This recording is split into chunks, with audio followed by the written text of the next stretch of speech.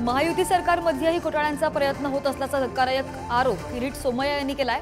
मुंबईतील 20,000 कोटींच्या पीएपी घोटाळ्यास 5 ठेकेदारांचा उल्लेख करत त्यांनी 20,000 कोटींचे घोटाळेबाज नव्या सत्ताधाऱ्यांच्या संपर्कात असल्याचा गौप्यस्फोट केलाय।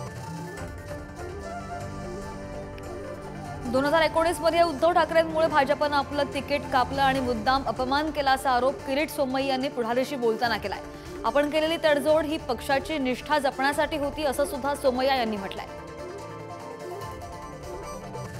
शरद पवार यांची भेट घेतली का या प्रश्नावर प्रकाश आंबेडकर यांनी सूचक उत्तर दिलंय।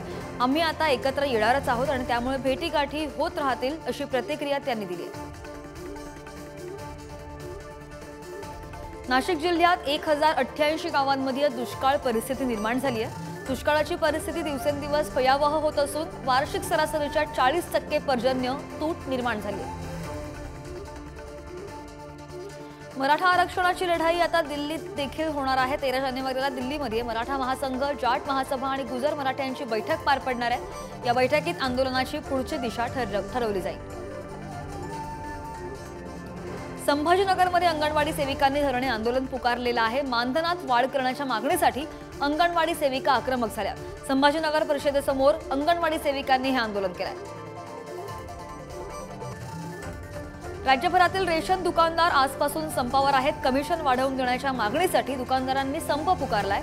अमरावतीतील रेशन दुकानदार संपात मोठ्या संख्येने सहभागी झालेत।